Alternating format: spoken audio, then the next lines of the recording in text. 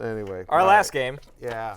Packers at the man. Rams. Packers win 24-19. Josh Jacobs gets 19 carries for 73 yards and a touchdown.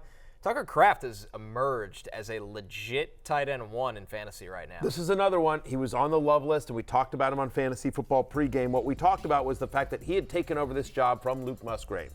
We liked the matchup against the Rams, who had struggled against tight ends. We talked about all the routes he'd been running, all the route participation he'd had. Tucker Kraft gets a 20% target share. It's his 4th straight game above 15%. It's a season high for him.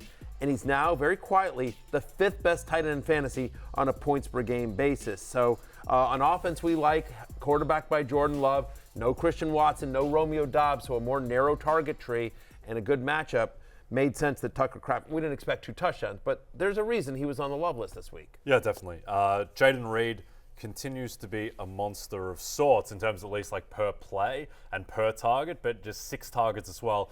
For Jaden Reed to kind of break into that next sphere of player of being a proper wide receiver 1 in fantasy, needs to start seeing double-digit targets. Just not sure that's going to happen consistently in this offense. Dontavian Wicks kind of fell on his face from a statistical standpoint. He did get 7 targets, which bodes well going forward. I think that Wicks and Reed both startable every week that Chris. Yeah, I mean, Wicks is a tough one. That also on the love list, as long as I'm patting myself on the back, I should also be honest about that, did not have a good game.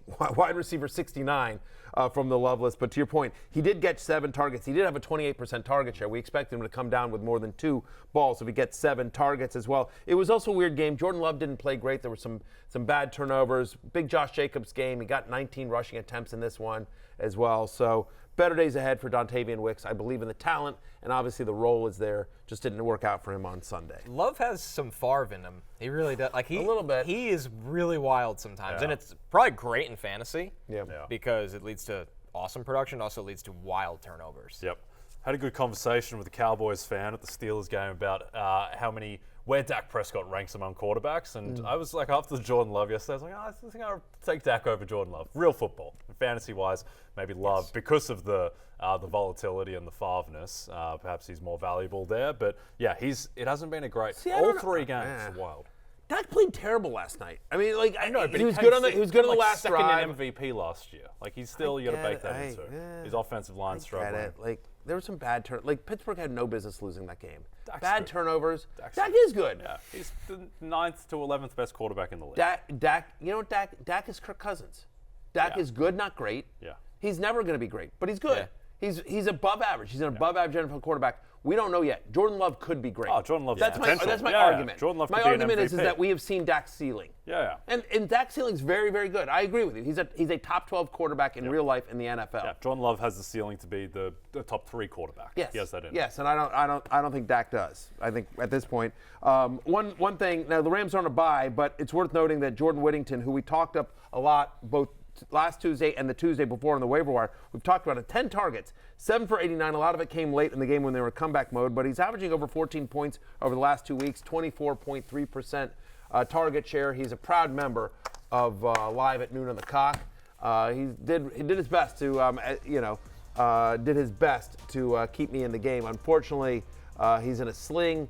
He apparently got a shoulder injury. Again, they're on a bye this week, so hopefully coming out of it, he's okay. News came out, by the way, over the weekend, if you missed it, that the expectation is Cooper Kupp will return in Week 7 after the Rams bye. So lots to shake out in terms of LA's receiving core, but help's on the way. Excited to welcome Cooper Kupp, who I traded for with Connor in the League of Arseholes, onto the field for the Grape Slappers. Just add the rich get richer, Matthew. I know. The juggernauts get more juggernauty. Yes. Baker Mayfield's our new captain. Yeah, he's the player in your team. Want to know it, Baker Mayfield.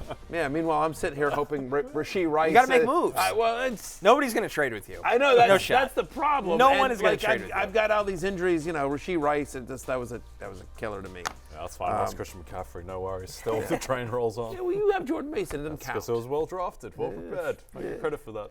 Hey, it's Matthew Berry from NBCSports.com and RotoWorld.com, and I want to thank you so much for watching whatever it is you just watched, or if nothing else, being too lazy to click out of the autoplay after this video started, after whatever it is you actually wanted to watch finished.